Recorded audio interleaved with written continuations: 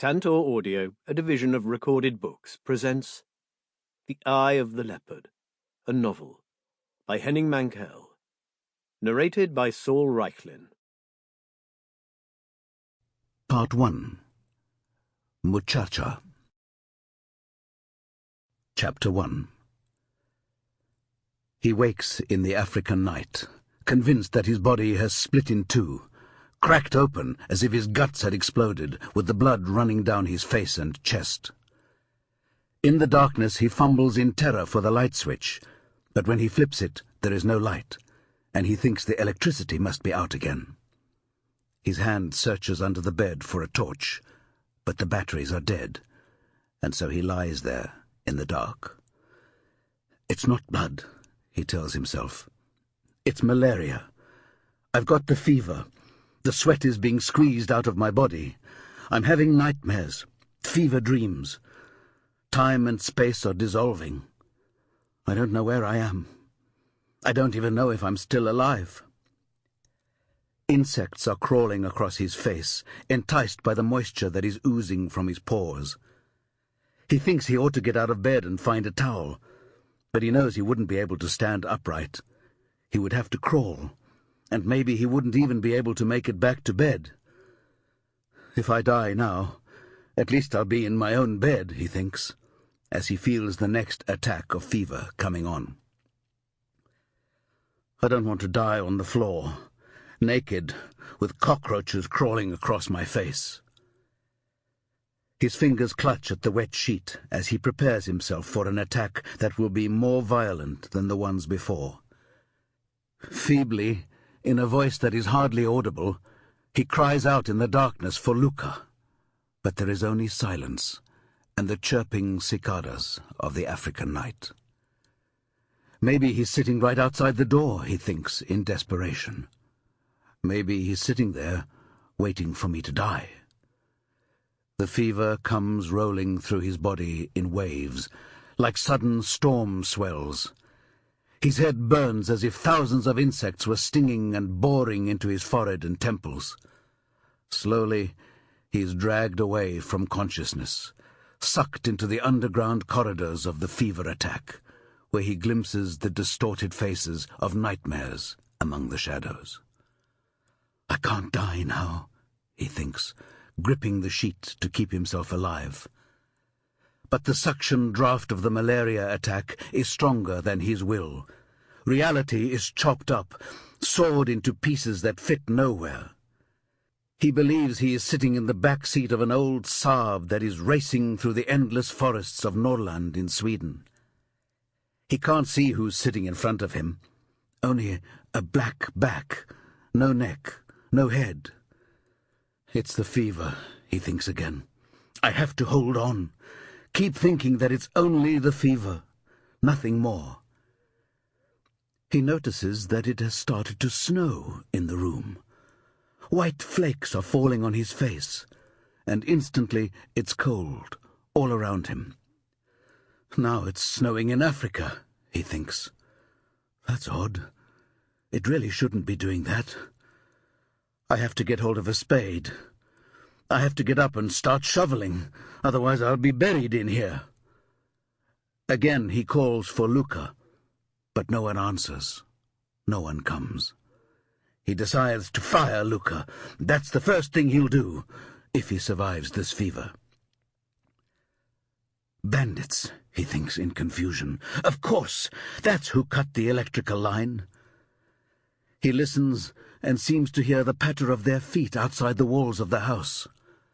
With one hand, he grips the revolver under his pillow, forces himself up to a sitting position, and points the gun at the front door.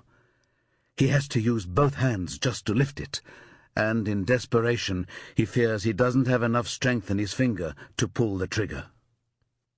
I'm going to give Luca the sack, he thinks in a rage. He's the one who cut the electrical line. He's the one who lured the bandits here. I have to remember to fire him in the morning. He tries to catch some snowflakes in the barrel of the revolver, but they melt before his eyes. I have to put on my shoes, he thinks, otherwise I'll freeze to death. With all his might he leans over the edge of the bed and searches with one hand, but finds only the dead torch. The bandits, he thinks groggily. They've stolen my shoes. They've already been inside while I was asleep. Maybe they're still here. He fires the pistol out into the room. The shot roars in the dark, and he falls back against the pillows with the recoil, feeling calm, almost content. Luca is behind it all, naturally. It was he who plotted with the bandits, he who cut the electrical line. But now he's been unmasked, so he has no more power. He will be sacked, chased off the farm. They won't get me, he thinks. I'm stronger than all of them. The insects continue boring into his forehead, and he's very tired. He wonders whether dawn is far off, and he thinks that he must sleep. The malaria comes and goes. That's what's giving him the nightmares. He has to force himself to distinguish what he's imagining from what's real. It can't snow here, he thinks. And I'm not sitting in the back seat of an old Saab, racing through the bright summer forests of Norrland.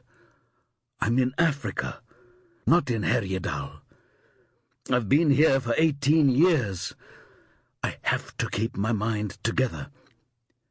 The fever is compelling me to stir up old memories, bring them to the surface, and to fool myself that they're real.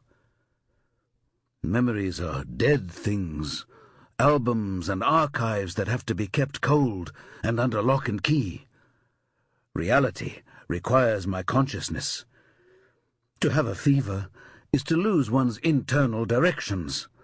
I mustn't forget that. I'm in Africa, and I've been here for 18 years. It was never my intention, but that's how it turned out. I've lost count of how many times I've had malaria. Sometimes the attacks are violent, like now. Other times milder. A shadow of the fever that quickly passes across my face. The fever is seductive. It wants to lure me away, creating snow even though it's over 30 degrees Celsius. But I'm still here in Africa. I've always been here, ever since I landed and stepped off the plane in Lusaka.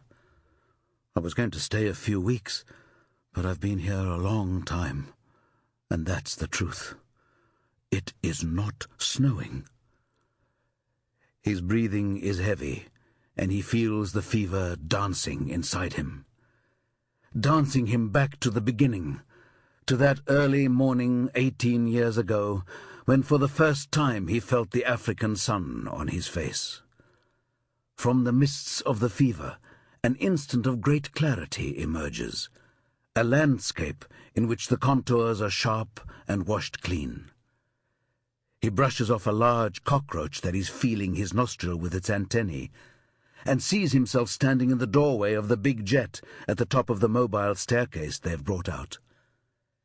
He recalls that his first impression of Africa was how the sunshine turned the concrete of the airport completely white. Then a smell, something bitter, like an unknown spice or a charcoal fire. That's how it was, he thinks. I will be able to reproduce that moment exactly for as long as I live. It was 18 years ago. Much of what happened later I've forgotten. For me, Africa became a habit, a realization that I can never feel completely calm when faced with this wounded and lacerated continent. I, Hans Olofson, have grown used to the fact that it's impossible for me to comprehend anything but fractions of this continent. But despite this perpetual disadvantage, I have persevered. I have stayed on, learned one of the many languages that exist here, become the employer of over 200 Africans. I've learned to endure this peculiar life that involves being both loved and hated at the same time. Each day I stand face to face with 200 black human beings who would gladly... Sample complete. Ready to continue?